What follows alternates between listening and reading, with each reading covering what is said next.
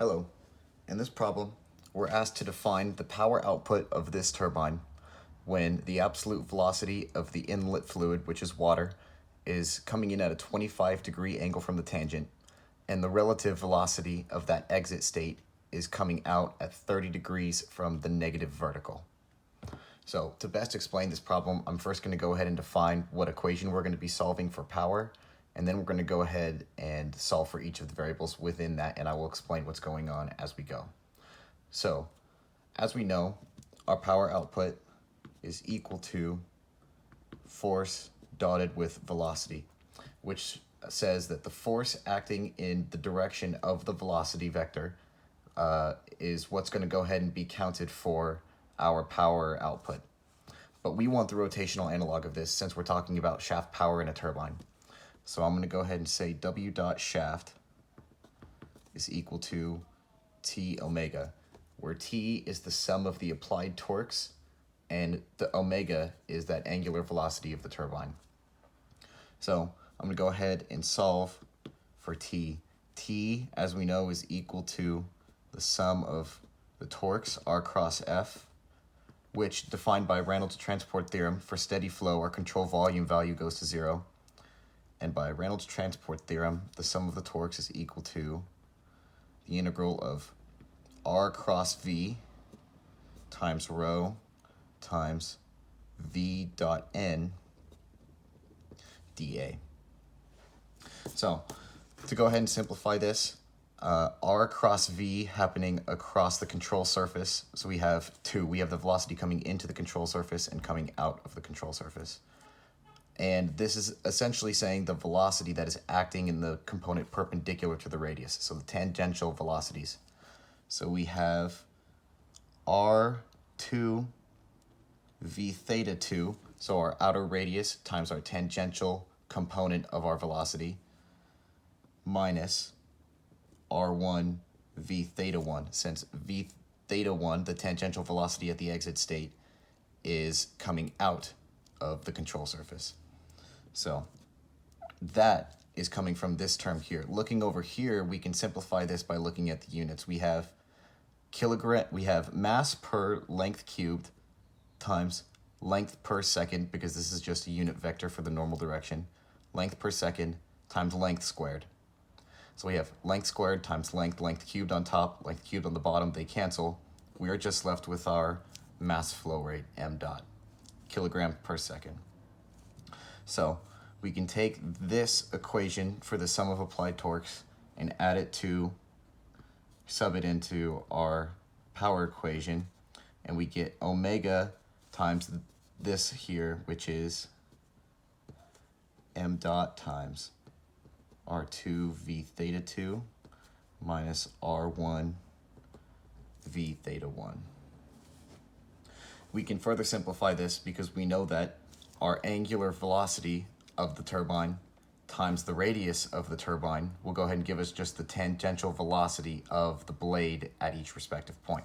So we can simplify this and say W shaft is equal to m dot U2 V theta 2 minus U1 V theta 1, where U is giving our blade velocity in the tangential direction, and V theta 2 is giving the component of the velocity acting parallel rather, to the tangential of the turbine.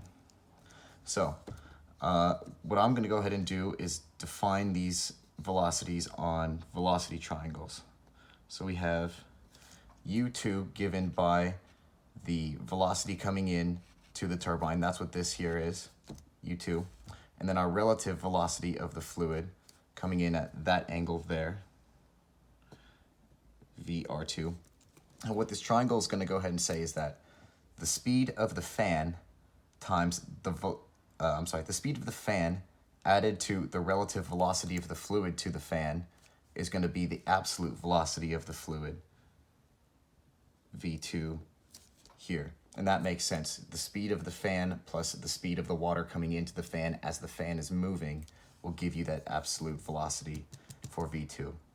So I'll go ahead and define it for our exit state now. we have u1, which is also acting in the direction tangential to the fan, so that would be going this way here. Then we have our relative velocity going this way now. That's VR1. And our V1, our absolute velocity of our exit state, is going to be here. So we learn a few things from our triangles. Because our V1, I'm sorry, let me go ahead and explain it this way. The difference between V2 and V1 is that V1 has gained components in the negative u direction. In other words, there had to have been a momentum transfer here. So V2 had a magnitude of this, I'm sorry, let me go ahead and define it like this. Here is our V theta 2, that's our tangential velocity, absolute tangential velocity. And this is our, oops, there's a line, V theta 1, oops, okay. V theta 1 is given by this distance to here. That is a terrible drawing, but I'm sure you understand. Our component of our absolute velocity in the u direction, this section here, is our V theta 1.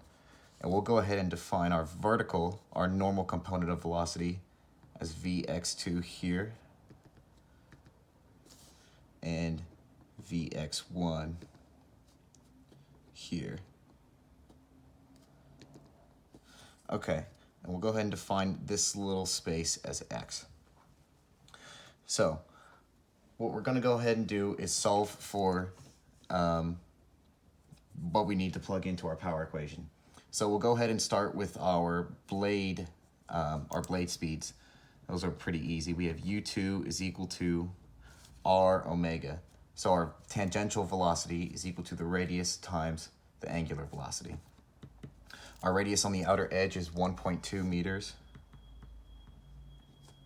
And our angular velocity is 80 revolutions per minute, but I don't like those units. I'm going to go ahead and change them to 1 minute per 60 seconds and 1 revolution for 2 pi radians.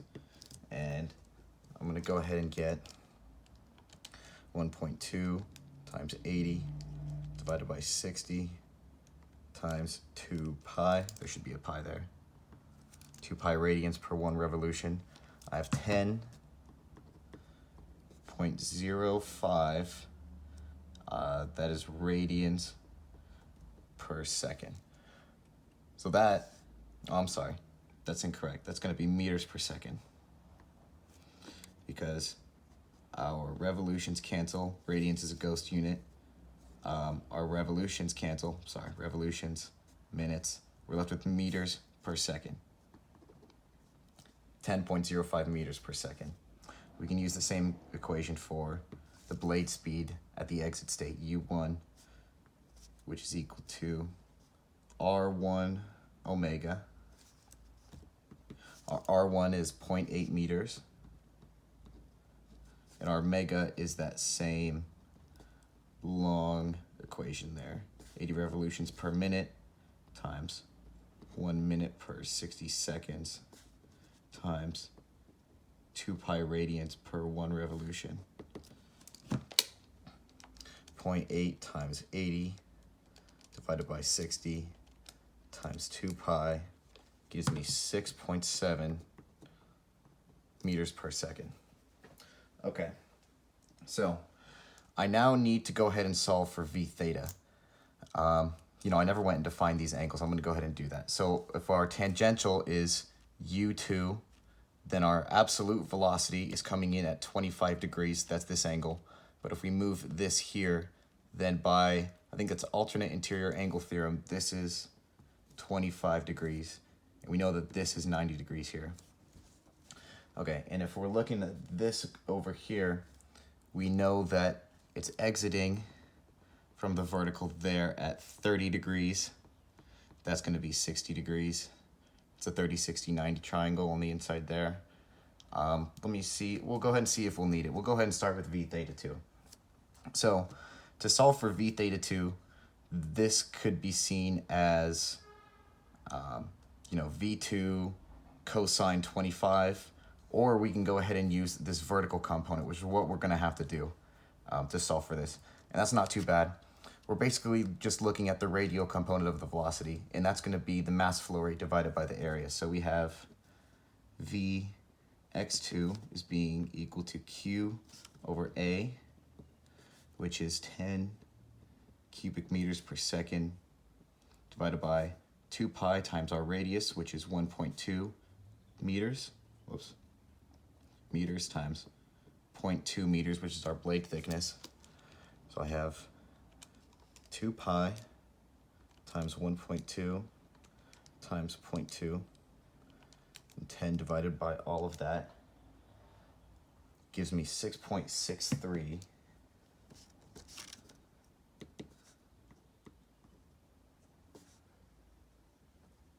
meters per second. Okay, so that is going to go ahead and be our normal component of our velocity here. We can go ahead and solve for that over here as well in a similar way. We have Vx1 is equal to Q over A1. Yes, that's our inlet state. This is going to be our exit state. 10 cubic meters per second divided by 2 pi times the radius times the blade thickness. 2 pi times 0.8 times 0.2. 10 divided by that number gives us 9.95 meters per second. So that is our velocity, or I'm sorry, our vertical components for each of these. So looking at V theta 2 over here, we have this 25-degree angle coming out to this height here, and we have this V theta 2 that extends the entire way out. So just by basic geometry, we can go ahead and say that our V theta 2, or let's go ahead and do it this way. We'll say tangent of 25 is equal to our Vx over opposite over adjacent V theta 2. And we go ahead and get that V theta 2 is equal to Vx1 over tangent 25. Our Vx1 is that 9.95, and we divide that by tangent of 25, and we get a value. I'm sorry, that doesn't seem right. Let me check that again. We have our component Vx2 as 6.6. I'm sorry, this is Vx2. That's where I messed up. Okay. 6.63 divided by tangent 25, which is 14.21 meters per second. 14.22 meters per second. And now we can go ahead and solve for our V theta 1. So our V theta 1, this here, is going to go ahead and be this entire distance, which we will go ahead and call, let me see, U theta, I suppose. No, that doesn't even make sense. We'll go ahead and say that it's U minus X. That's all I really need to do. That's easy. Okay. So that V theta 1 is going to go ahead and be equal to U1 minus X, which is going to go ahead and be, let me think about this for a second. Okay, so let me think about this for a second. We have our V theta 1, our U, our minus X. We need to go ahead and solve for X here, and we can do that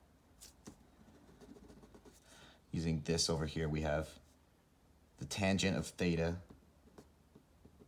the tangent of 30, this value here, is equal to X over Vx1. So X is equal to Vx1 tan 30, which is 9.95 Vx1 times tangent of 30, which gives 5.74.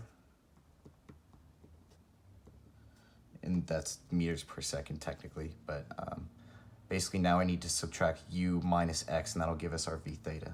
So we have v theta 1 is equal to u minus x.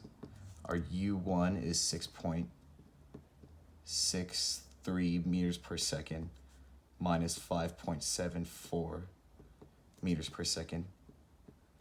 And that gives us v theta 1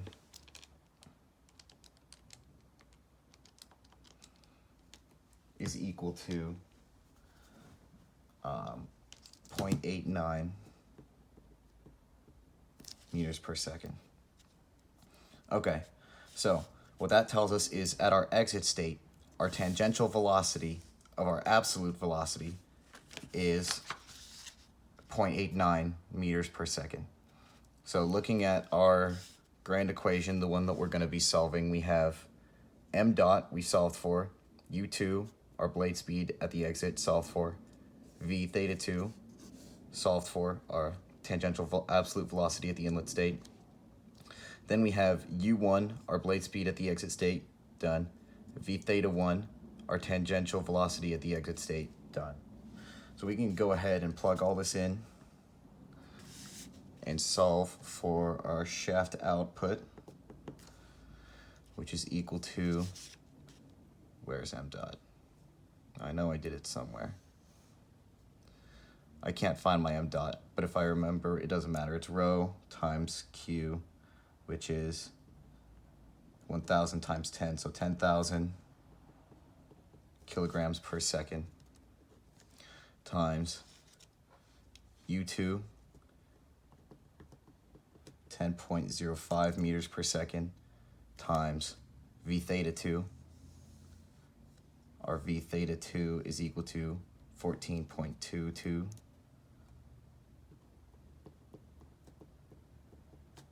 meters per second, and that is minus our blade speed at the exit state, u2, or u1 rather, 6.7 meters per second, and that is multiplied by our tangential velocity at the exit state, which is 0.89 meters per second. So 10.05 times 14.22, 6.7 times 0.89, 142 minus 5.963. So our value on the inside here is 136.94 meters per second, and that is multiplied by 10,000 kilograms per second. We got a big number here. Our W shaft is equal to 1,306. Let me go ahead and just write it out and then figure it out. That is 369,480 watts. Or you can go ahead and say that's 1,369.48 kilowatts.